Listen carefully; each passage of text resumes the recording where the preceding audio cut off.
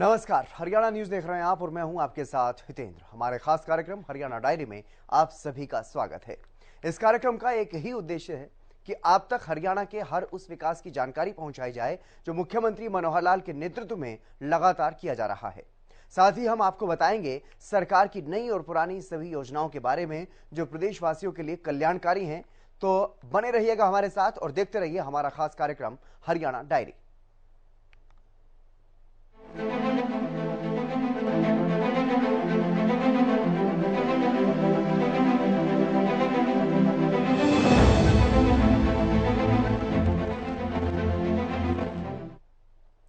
हरियाणा में पिछले कुछ दिनों से लगातार बारिश का दौर जारी है। इससे हर वर्ग परेशान है। खास तौर पर किसानों को इससे भारी नुकसान हुआ। किसानों की खेतों में खड़ी कपास, बाजरा और धान की फसल बर्बाद हो गई। ऐसे में किसानों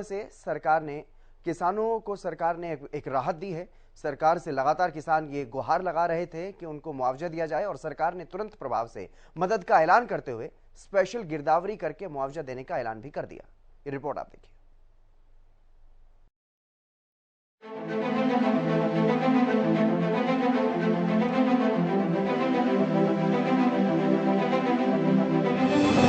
हरियाणा सरकार हर वर्ग को साथ लेकर चलने और सभी के विकास का लक्ष्य लेकर काम कर रही है। किसी को कोई परेशानी ना हो, वो भी किसी भी तरह से, इस बात का खास ख्याल मनोहर सरकार रख रही है। प्राकृतिक आपदा हो या अन्य कोई समस्या, सरकार हर वर्ग को सहायता देने के लिए हमेशा ही प्रतिबद्ध नजर आई है। देश के साथ साथ हरियाणा के कई हिस्सों में भारी बारिश का दौर देखने को मिल रहा है। इससे कई हिस्सों में किसानों को भारी नुकसान हुआ। खास तौर पर धान की फसल को काफी नुकसान हुआ है। जहां एक तरफ मंडियों में रखा धान भीग गया तो खेत में खड़ी फसल भी इस बारिश की वजह से बर्बाद हो गई। इसके अलावा कपास और बाजरा की फसल को भी काफी नुकसान हुआ। ये कहना चाहूँ मेरी जी कम से कम 5-6 एकड़ जमीन है जी, उसमें सब में कपास था जी और बाजरा भी था। बाजरा भी नष्ट सब खत्म होगा जी। हाँ जी, और मैं ये कहना चाहता हूँ जी हमारे लिए इसका मुआवजा मिले और हम परेशान हैं। हमने जैसे तैसे करके किसी पे से पैसे लिए और ब्याज सिवाय पैसे लिए, वो उनमें कहाँ से भरेंगे जी हमें। हाँ, करना चाहते हैं सरकार? हम इसको मांग करना चाहते हैं जी, हमारे लिए मुआवजा मिलना चाहिए जी, जो भी फसल नष्ट हुई है और सारी फसल खराब है जी। फिर हाँ, 5-6 दिन लगातार बारिश को होगा चलते चलते जी। देखो जी, हमारे गांव में मैं इतना तो है नहीं, लेकिन 300-350 किला का वो है हमारा एकड़ का, और जिसमें ज्वार है, ज्वार भी खत्म है, और बाजरा है तो बाजरा भी खत्म है, ढेंचा है तो ढेंचा भी खत्म है, और बण है तो जो बण भी खत्म। क्या ये पानी की निकासी का कोई समाधान नहीं है? पानी की निकासी का तो समाधान तो है, लेकिन वजह क्या है कि ये जो हल्की बारिश जो चल रही है ना, इसकी वजह से बाल में पानी जा रहा है और पानी नीचे तो भागने के लिए तो कोई गुंजाइश नहीं है। लेकिन प्रशासन से, सरकार से क्या मांग करना चाहते हैं? हम तो प्रशासन से, सरकार से ये मांगना चाहते हैं जी, कुछ गरीब आदमियों का, किसानों का कोई मुआवजा मिल जाए, और भाई कोई बेचारा कैसा ही है, कोई भैंस की भी कड़ी भी खत्म होगी, भैंसों के लिए बेचारा खत्म हो गया, कि कुछ जो मदद मिल जाए। 1000 रुपये एकड़ जमीन ठेके पे ले रहे थे और इस पे काफ़ी ज़्यादा खर्च भी हो चुका है। भाई कहाँ से करेगा? तो मेरी अपील है आपके माध्यम से भी किसानों को मुआवजा वगैरह मिले, नुकसान हुआ है उनकी फसल की भरपाई की जाए। सोरा पुलियाँ वगैरह बंद हो रही है, उनके रोड विभाग को भी चाहिए कि वो पुली वगैरह नई बनाया जाए। गिरदावरी की मांग है? हाँ, गिरदावरी, पटवारी से यही मांग है कि वो गिरदावरी करे, फसलों की भरपाई करवाएं।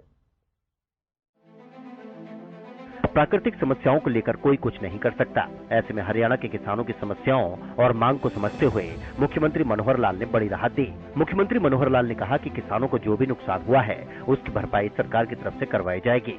हरियाणा में लगातार हो रही बारिश से जो नुकसान किसानों का हुआ है वो बहुत ही दुर्भाग्यपूर्ण है। इसमें सरकार की ओर से फसलों की स्पेशल गिरदावरी करवाने के आदेश दे दिए गए हैं। जहां जहां भी खड़ी फसलों का नुकसान हुआ है उनकी गिरदावरी करके सरकार की ओर से आर्थिक सहायता दी जाएगी। स्पेशल गिरदावरी होगी क्योंकि बरसात अचानक हुई है। पिछले 2 दिन में काफ़ी नुकसान किसानों का हुआ है और इसके लिए हमने ऑर्डर कर दिए हैं कि स्पेशल गिरदावरी कराएंगे और जितना भी नुकसान हुआ है उस सारे का जो भी सरकार की अपनी पॉलिसी है उसके हिसाब से उनको कंपनसेशन मिलेगा। मुख्यमंत्री मनोहर लाल ने कहा कि बरसात की वजह से धान की नमी की मात्रा बढ़ने के कारण केंद्र सरकार द्वारा 1 अक्टूबर से धान की खरीद का निर्णय लिया गया है। उन्होंने कहा कि कुछ किसान नेताओं द्वारा खरीद जल्दी करवाई जाए, ये बात रखी गई थी। जल्द खरीद की संभावना फिलहाल नहीं है क्योंकि बरसात की वजह से फसल में नमी की मात्रा बढ़ी है और नमी कम होने से पहले मिलर्स और खरीद एजेंसियों द्वारा धान की खरीद संभव नहीं। उन्होंने कहा कि नमी की वजह से चावल के काला होने और ब्रोकन राइस की समस्या आती है। इसके अलावा 20% से अधिक टूटे चावल का निर्यात भी नहीं किया जा सकता। इसलिए सभी को 1 अक्टूबर से शुरू हो रही धान की खरीद में सहयोग करना चाहिए। मुख्यमंत्री मनोहर लाल ने कहा कि हरियाणा सरकार किसानों के साथ है। प्रदेश में किसानों के एक एक दाने की खरीद की जाएगी। इसमें किसी भी प्रकार की कोई कोताही नहीं बरती जाएगी। उन्होंने कहा कि जो धान मंडियों में पहुंच चुका है उसके लिए हरियाणा राज्य कृषि विपणन बोर्ड के अधिकारियों को निर्देश दे दिए गए हैं कि बरसात खत्म होने तक मंडियों में धान को सुरक्षित स्थानों पर शेड के नीचे रखें या फिर तरपाल से ढकें ताकि फसल को नुकसान ना हो। तक मंडी में धान की प्रोक्योरमेंट का विषय है उसका पहले से ही 1 अक्टूबर तिथि तय है क्योंकि बरसात होने के बाद थोड़ी मॉइस्चर जो है वो आएगी। उसको हम अपील करेंगे कि इसको सुखा करके और बिना यानी मॉइस्चर का जो स्टैंडर्ड है 17% का उसी स्टैंडर्ड पर ला करके उसकी प्रोक्योरमेंट हो। अन्यथा उसकी जो मिलर हैं वो स्वीकार नहीं करते हैं ज़्यादा मॉइस्चर और अगर कर जाते हैं तो उसमें ब्रोकन राइस बढ़ जाता है। ब्रोकन राइस बढ़ता है तो एक्सपोर्ट जो है 20% ब्रोकन राइस से ज़्यादा अगर होता है तो वो बाहर के देशों ने मना कर दिया कि हम 20% से ज़्यादा ब्रोकन राइस को नहीं लेंगे। तो इसलिए अल्टीमेटली कोई नुकसान न हो, सब जो है अपने सिस्टम से काम करेंगे तो सब उसके अंदर सूखे रहेंगे। वहीं जल भराव की समस्या को लेकर हरियाणा के मुख्यमंत्री ने सभी जिला उपायुक्तों को निर्देश देते हुए कहा कि प्रतिकूल परिस्थितियों में नागरिकों को बचाना शासन प्रशासन का दायित्व है। हमें यह सुनिश्चित करना होगा कि बरसात में किसी भी नागरिक को जल भराव आदि की समस्याओं से परेशान न होना पड़े। जल भराव से मुक्ति के सभी जरूरी उपाय अपनाए जाएं। पंपिंग स्टेशनों को सुव्यवस्थित करने के लिए जल निकासी के सभी प्रबंध किए जाएं। कुल मिलाकर हरियाणा सरकार हर वर्ग की समस्या को समझ रही है। जहां स्पेशल गिरदावरी के आदेश देते हुए मुख्यमंत्री मनोहर लाल ने किसानों को बड़ी राहत दी, तो जल भराव के समाधान के निर्देश देकर आम लोगों को भी राहत देने का काम किया है।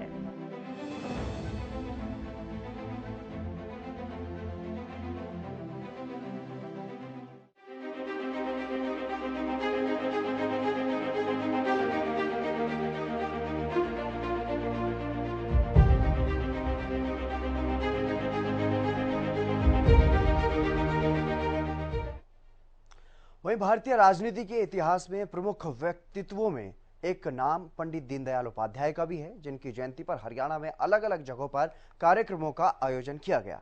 मुख्यमंत्री मनोहर लाल समेत तमाम राजनीतिक हस्तियों ने पंडित दीनदयाल उपाध्याय को नमन किया। लोहारू में कृषि मंत्री जेपी दलाल ने इस मौके पर कई शिलान्यास कार्यक्रम भी किए और बल्लभगढ़ में कैबिनेट मंत्री मूलचंद शर्मा ने पंडित दीनदयाल उपाध्याय योजना और केंद्र सरकार की तरफ से चलाई जा रही विभिन्न योजनाओं का लाभ पाने वाले लाभार्थियों से भी मुलाकात की है।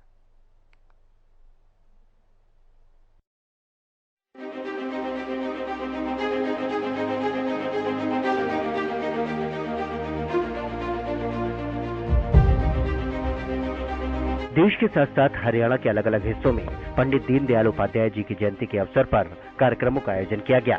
देश के दिग्गज राजनीतिक हस्तियों ने पंडित दीनदयाल उपाध्याय को नमन किया।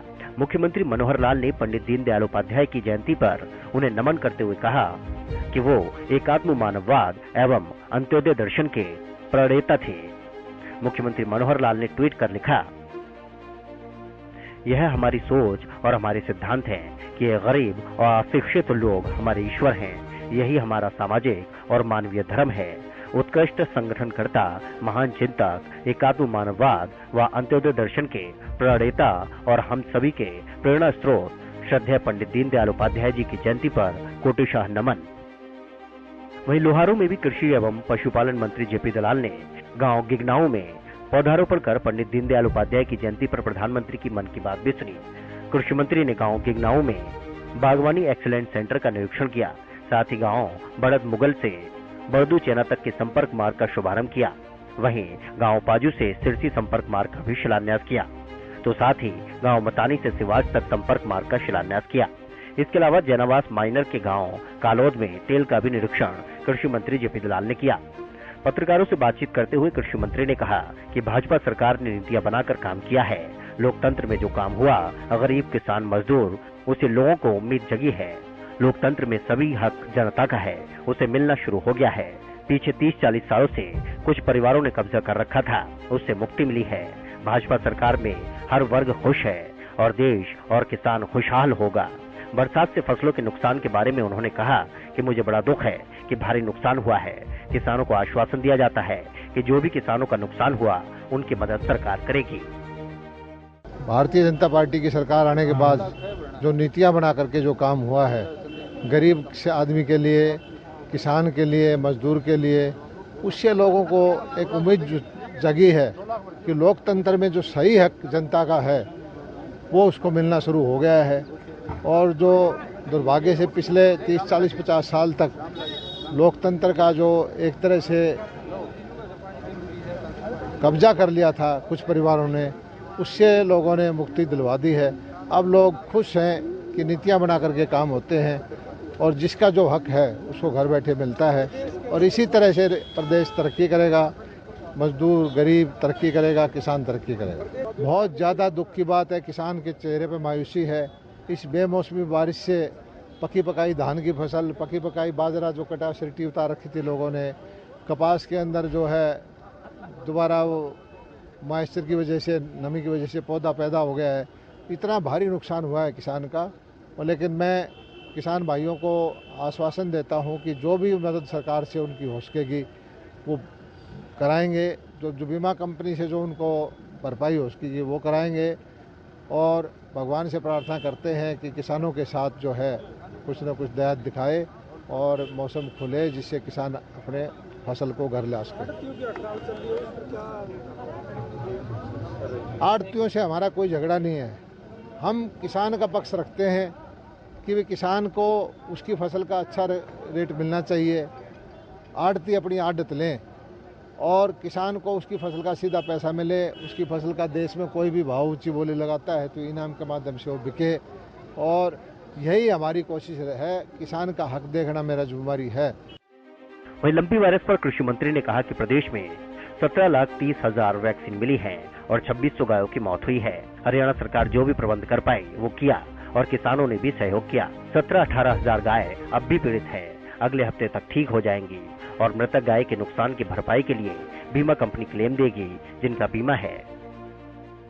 17.5 लाख वैक्सीन ली है। हरियाणा में दुर्भाग्य से 2600 गायों की मौत हुई है।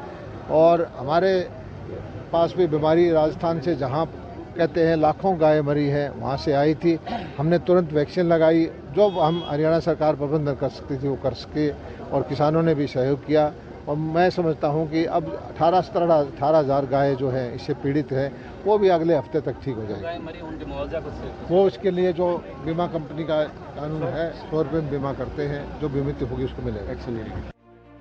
वहीं बल्लभगढ़ में सेक्टर 2 कार्यालय पर प्रदेश के परिवहन मंत्री मूलचंद शर्मा ने पंडित दीनदयाल उपाध्याय जी की जयंती के मौके पर उनकी प्रतिमा पर पुष्प अर्पित कर नमन किया। इस मौके पर कैबिनेट मंत्री ने दीनदयाल उपाध्याय योजना और केंद्र सरकार की तरफ से चलाई जा रही विभिन्न योजनाओं का लाभ पाने वाले लाभार्थियों से मुलाकात की।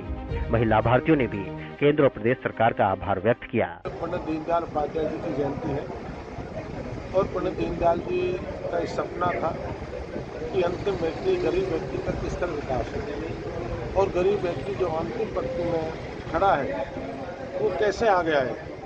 और जिसकी मन की बात से भी ये लगता है प्रधानमंत्री कि जो अगड़े पिछड़े सबको आगे बढ़ाने का काम कर रहे हैं, उनकी मन की बात से भी और जो बढ़ावा मिला है आम आदमी को, भारत के लोगों को। आज ऐसे हमारे माननीय दीनदयाल जी की जयंती है और हम सब लोग जो देश के प्रधानमंत्री नरेंद्र मोदी उसको आगे लेकर बढ़े और सेवा का पखवाड़ा है और देश के प्रधानमंत्री के जन्म में सेवा का पखवाड़ा चला हुआ है। उसमें हम सबको लोगों को पेड़ लगाना, कहीं बल्ड करना, कहीं साफ करना, कहीं सफाई करना, कहीं हर जल से नल को पानी की बात है, कहीं जल पानी वेस्ट ना हो। कि प्रधानमंत्री की जो स्कीम का सभी बहनों ने जो लाभ प्राप्त किया है कि सिलाई सेंटर, किसी डेयरी, किसी दुकान किसी ने पिक्चर की दुकान, किसी ने दूसरी नाई की दुकान, किसी ने कपड़ा बेचना, सिलाई सेंटर करने का जो बहनों ने काम किया। और ये मात्र अभी 10 आई, बाकी जितनी लाभार्थी जितनी महिलाएं हैं वो सब प्रधानमंत्री के नाम लेटर लिखेंगे और सौंपा है और प्रधानमंत्री का धन्यवाद करेंगे। भारतीय राजनीति के इतिहास में प्रमुख व्यक्तित्वों में से एक पंडित दीनदयाल उपाध्याय जी की जयंती को हर साल अंत्योदय दिवस के तौर पर मनाया जाता है। वो भारतीय जनसंघ के सह संस्थापक और राष्ट्रीय स्वयंसेवक संघ के विचारक थे। ऐसे में हरियाणा के साथ साथ पूरे देश में गरीब और दलित लोगों की आवाज कहे जाने वाले पंडित दीनदयाल उपाध्याय जी को याद किया गया। वहीं हरियाणा के मुख्यमंत्री मनोहर लाल ने देश के पूर्व उप प्रधानमंत्री और पूर्व मुख्यमंत्री चौधरी देवीलाल की जयंती पर ट्वीट करके उन्हें नमन किया है। ये ट्वीट आप देखिए। उन्होंने लिखा कि भारत के पूर्व उप प्रधानमंत्री, हरियाणा के पूर्व मुख्यमंत्री तथा किसान व मजदूरों के हितैषी चौधरी देवीलाल जी को उनकी जयंती पर कोटि कोटि नमन। आधुनिक हरियाणा के निर्माण में उनके अमूल्य और अमर योगदान को सदैव स्मरण किया जाएगा। मुख्यमंत्री मनोहर लाल की तरफ से चौधरी देवीलाल को नमन करते हुए यह ट्वीट किया गया, जो ट्वीट आपको दिखा रहे हैं। उन्होंने बताया कि आधुनिक हरियाणा के निर्माण में भी उनके अमूल्य और अमर योगदान को हमेशा याद रखा जाएगा।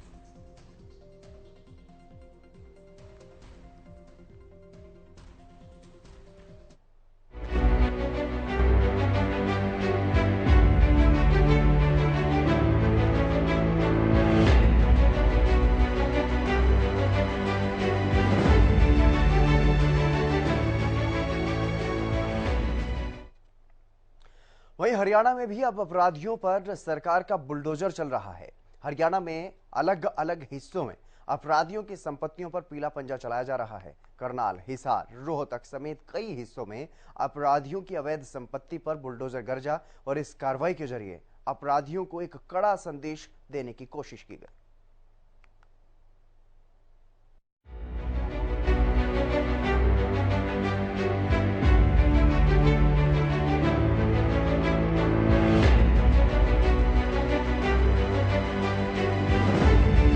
हरियाणा को अपराध मुक्त करने के लिए अब सरकार की तरफ से सख्त एक्शन देखने को मिल रहा है।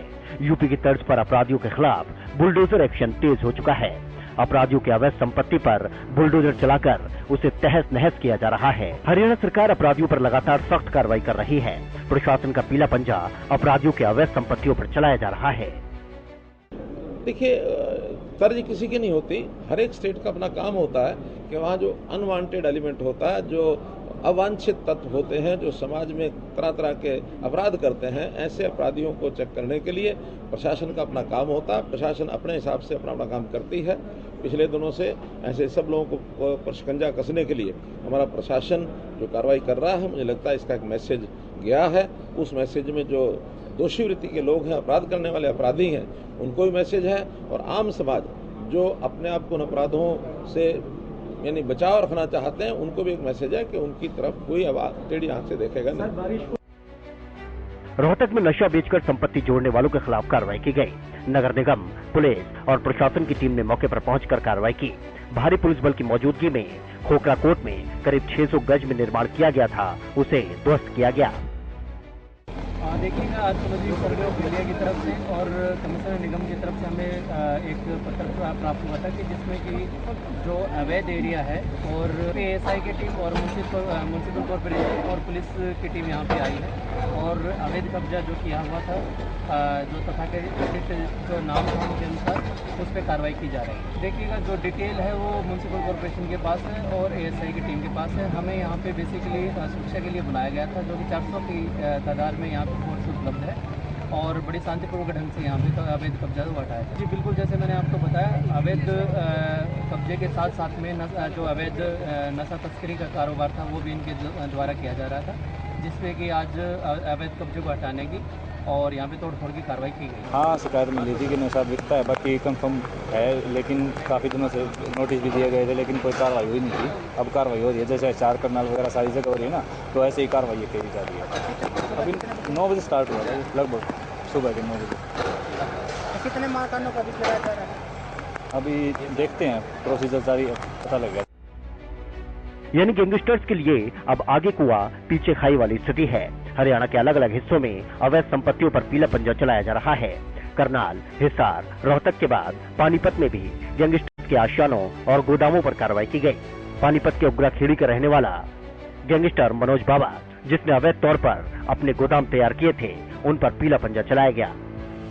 ये प्रॉपर्टी मनोज बाबा और उनके परिवार की प्रॉपर्टी है और मनोज बाबा के खिलाफ अभी आपराधिक मुकदमे दर्ज हैं, काफ़ी मुकदमे दर्ज हैं और उसके ऊपर अब भी 15,000 रुपये इनाम है और वो भगोड़ा है, अभी तक पुलिस के हाथ नहीं आया।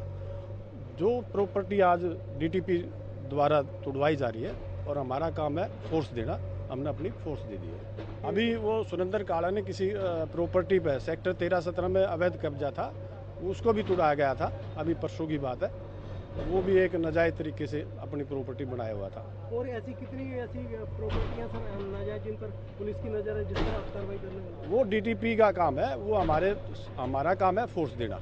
इसके अलावा भी और कोई प्रॉपर्टी इसकी जिस पर वो सारा डीटीपी के पास में है। सर लोगों वो अपना जवाब देते नहीं, आप उनको नोटिस दे रखा था, उसका जवाब नहीं दे रखा, तो वो आप जवाब देते इस बात का, अपना नोटिस दिखाते, या कोई उनके पास में कोई कोर्ट के आदेश है कि हमारी प्रॉपर्टी है। ये एक अवैध निर्माण है जी, इस अवैध निर्माण को प्रॉपर नोटिस देके और उसको गिराने की कार्रवाई की जा रही है। नहीं, बिल्कुल प्रॉपर नोटिस है, इंटीमेशन भी है, नोटिस उन्होंने रिसीव भी किया हुआ। ये 3 व्यक्तियों के नाम है, दिलबाग, जगपाल और मनोज के नाम, हमने तीनों को नोटिस दिया। इसी तरह की कार्रवाई फरीदाबाद में भी देखने को मिली थी। कुल मिलाकर हरियाणा को अपराध मुक्त बनाने के लिए अब बुलडोजर का एक्शन जारी है।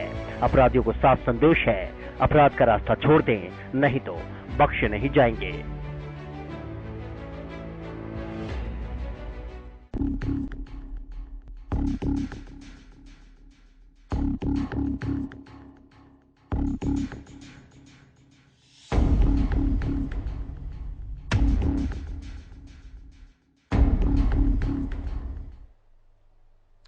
हरियाणा सरकार सरकारी परियोजनाओं और निर्माण कार्यों में भ्रष्टाचार को रोकने के लिए सख्त हो गई है।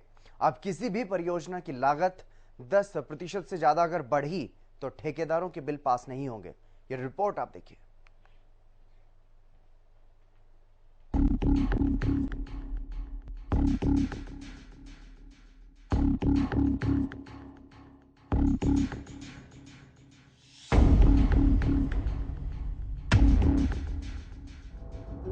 भ्रष्टाचार देश के साथ साथ हर राज्य का एक बड़ा मुद्दा रहा है और चिंता का विषय भी। ऐसे में मुख्यमंत्री मनोहर लाल की कुशल नेतृत्व में जीरो टॉलरेंस पर सख्ती के साथ काम किया जा रहा है। शासन से लेकर प्रशासनिक स्तर पर भ्रष्टाचारियों पर नकेल कसने के लिए समय समय पर कार्रवाई की जाती रही है। जहां विजिलेंस की टीम के अलावा सीएम फ्लाइंग एक्शन मोड में है, तो वहीं सरकारी स्तर पर भी सख्त कदम उठाए जा रहे हैं। अब हरियाणा सरकार ने सरकारी परियोजनाओं और निर्माण कार्यों में भ्रष्टाचार को रोकने के लिए सख्त कदम उठाए हैं। अब किसी भी परियोजना की लागत 10% से ज्यादा बढ़ी तो ठेकेदारों के बिल पास नहीं होंगे। अगर किसी भी निर्माण कार्य की लागत निर्धारित सीमा तक बढ़ती है तो अधीक्षक अभियंता या विभाग के शीर्ष अधिकारियों के हस्ताक्षर होने पर ही बिलों का भुगतान किया जाएगा। वित्त विभाग के अतिरिक्त मुख्य सचिव ने इस संबंध में प्रदेश के सभी ट्रेजरी अफसरों तथा सहायक ट्रेजरी अफसरों को लिखित आदेश जारी कर दिए हैं। इससे पहले 22 अगस्त को भी वित्त विभाग ने आदेश जारी किए थे कि जिन निर्माण कार्यों और परियोजनाओं की लागत 10% से ज्यादा बढ़ती है, उनके बिल पास नहीं होंगे। इसके बावजूद स्थिति नहीं सुधरी। ठेकेदारों से मिली भगत के चलते आदेशों को दरकिनार कर विभागीय अधिकारी बड़ी राशि के बिल मुख्यालय भेज रहे हैं। कई मामलों में तो परियोजना की लागत राशि स्वीकृत बजट से 2 से 3 गुना तक बढ़ जाती है, जबकि इसके लिए सरकार से पूर्वानुमति नहीं ली गई। वित्त विभाग की आपत्ति के बाद ऐसे बिलों का भुगतान रोक दिया गया है। परियोजनाओं और निर्माण कार्यों की लागत 10% से ज्यादा बढ़ने की सबसे ज्यादा शिकायतें लोक निर्माण विभाग, जन स्वास्थ्य विभाग और सिंचाई विभाग की है। लोक निर्माण विभाग से ही शिकायतों की बाढ़ के चलते ठेकेदारों के करीब 500 करोड़ रुपए अटके हुए हैं। पिछले दिनों ऑल हरियाणा कॉन्ट्रैक्टर्स एसोसिएशन ने विभाग के अतिरिक्त मुख्य सचिव अंकुर गुप्ता से मुलाकात कर बिलों के भुगतान में देरी का मुद्दा भी उठाया था। इसके बाद उन अधिकतर ठेकेदारों का भुगतान कर दिया गया है जिनकी लागत निर्धारित सीमा के अंदर थी। जिन प्रोजेक्टों की लागत 10% से ज्यादा बढ़ी है, उन्हें फिलहाल रोक कर रखा गया है। प्रदेश सरकार ने ऐसे टेंडरों को भी चिन्हित किया है जो निर्धारित रेट से अधिक दाम पर छोड़े गए या फिर बोली में सिर्फ एक ठेकेदार होने पर भी टेंडर अलॉट कर दिया गया। जिन टेंडरों को 20% से ज्यादा राशि बढ़ाकर छोड़ा गया है, उनकी जांच भी राज्य सतर्कता ब्यूरो से करवाई जा रही है। अभी तक करीब 50 ऐसे टेंडर चिन्हित किए जा चुके हैं।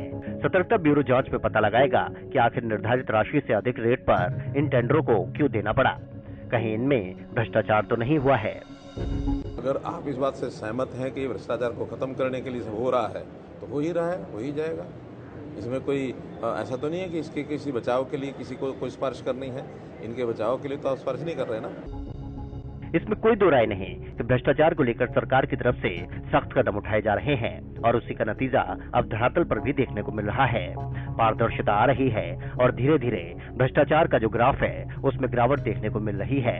मनोहर सरकार की सख्त नीति और कदमों की वजह से अब कर्मचारी और अधिकारियों में भी कानून का डर साफ तौर पर देखा जा रहा है और रिश्वत लेने के मामलों में भी लगातार कमी आ रही है।